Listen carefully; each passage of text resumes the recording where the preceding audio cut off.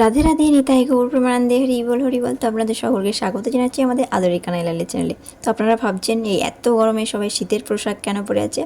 ঠিকই ধরেছেন যে এই ভিডিওটা অনেক দিনের পুরানোই। আপনাদের সঙ্গে একটা জার্নি শেয়ার করব, সেই জন্যই পুরানো ভিডিও থেকে শুরু করে নতুন ভিডিও পর্যন্ত আপলোড দিলাম।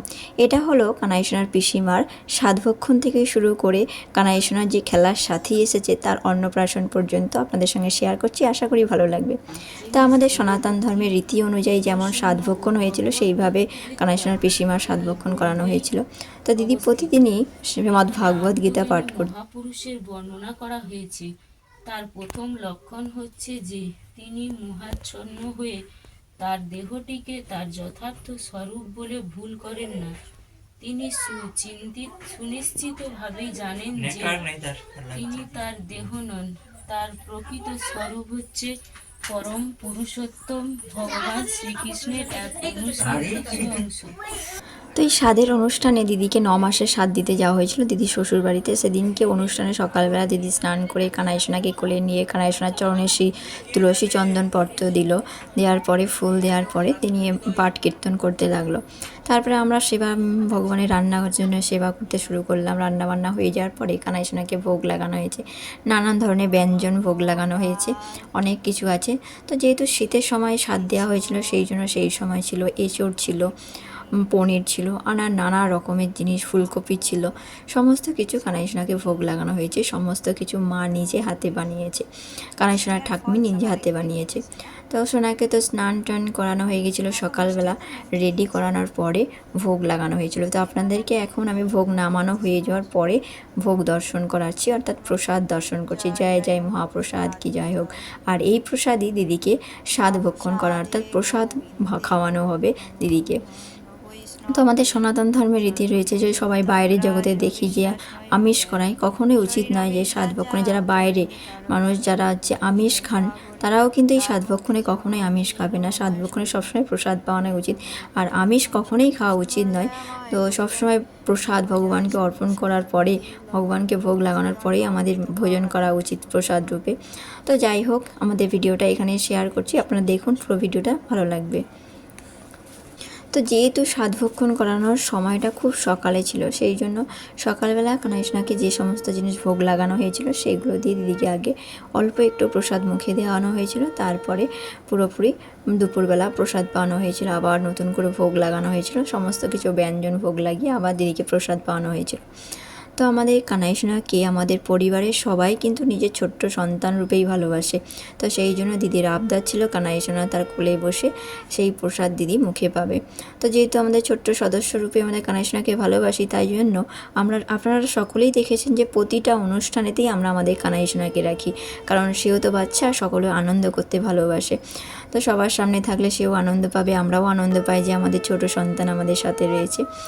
তো যেহেতু সেই দিনে স্বাদের অনুষ্ঠান করানো হয়েছিল, বেশি লোক নয়, তবু দিদির বাড়ির কয়েকজন ছিল, দিদির ননদ, আর তারপরে মাসিমা অর্থাৎ দিদির শাশুড়ি মা, তারপরে কানাইসোনার ঠাকুমা, সবাই মিলে আমরা ছোট একটা অনুষ্ঠানের মাধ্যমে দিয়ে কানাইসোনাকে নিয়ে আমরা আনন্দ করলাম।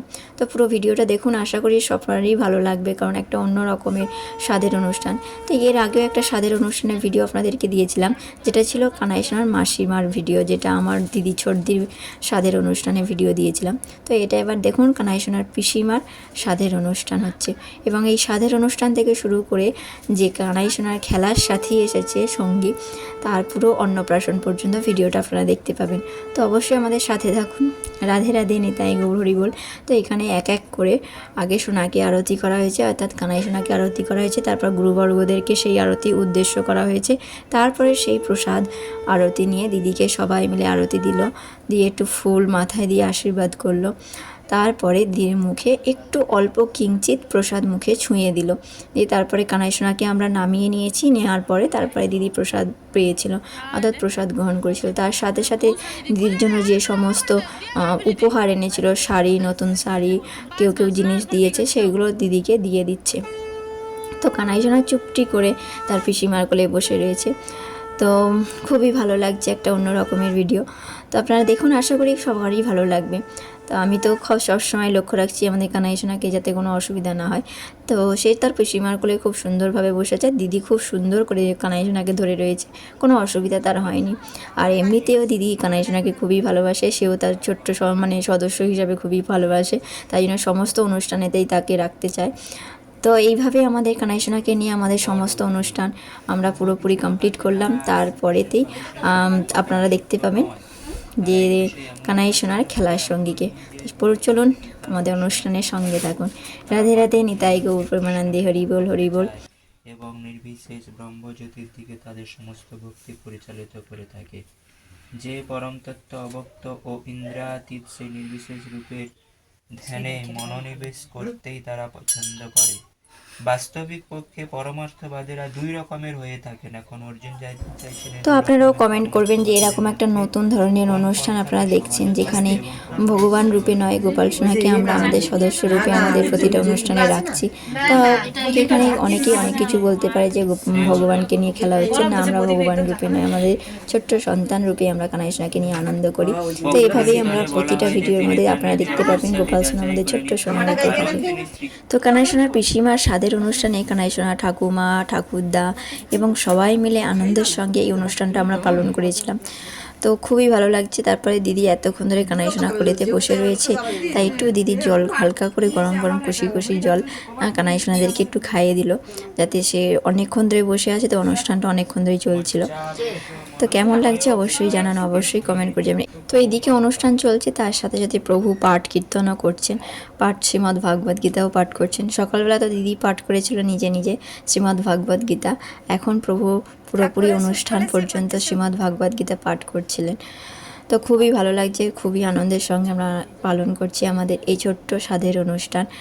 দিদি যেহেতু 9 মাসের সাত মাসে তো আমরা খাওয়াতে পারিনি দিদিকে, প্রসাদ পাওয়াতে পারিনি, সেই জন্য আমরা সবাই মিলে 9 মাসে স্বাদ পাওয়াতে এসেছিলাম। তো জয় জয় মহাপ্রসাদ কি জয় হোক। তারপরে মাসিমা অর্থাৎ দিদির শাশুড়ি মা মুখে একটু প্রসাদ দিলেন, তারপর দিদির ননদ একটু মুখে প্রসাদ দিলেন, তো আমিও দিয়েছিলাম। সবার শেষের দিকেই আমি একটু দিদির মুখে প্রসাদ দিয়েছিলাম। তো এখন শুধু একটু মুখে প্রসাদ ছোঁয়ানো হচ্ছে। কানাই সোনাকে নামিয়ে নেওয়ার পরে দিদি প্রসাদ পেতে বসেছে, সমস্ত ভোগ নামানোর পরে দিদি এখন প্রসাদ পাচ্ছে। জয় জয় মহাপ্রসাদ কি জয়।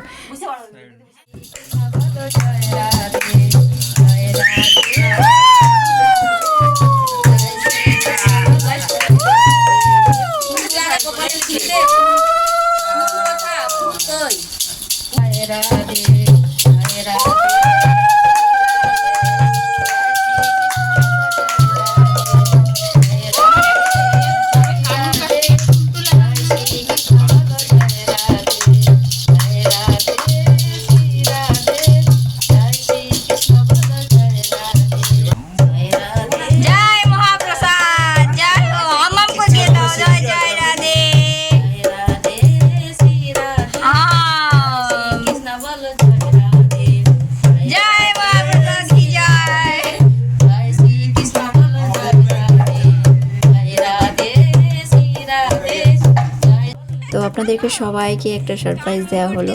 আমাদের কানাই সোনার সঙ্গে খেলার সাথী হিসাবে এলো আমাদের রাধারানী দাসী, অর্থাৎ আমাদের ছোট্ট সোনা এসছে যে রুক্মিণী দেবী দাসী। তো এর অনুষ্ঠানেতে 7 মাস পরে আপনাদের সঙ্গে শেয়ার করছি এই পুরো ভিডিওটা। এটা সারপ্রাইজ হিসাবে ছিল। সে এতই ভালোবাসে তার কানাই সোনাকে, সে কোনো মুহূর্তে এক মুহূর্তেও সে ছাড়তে চায় না।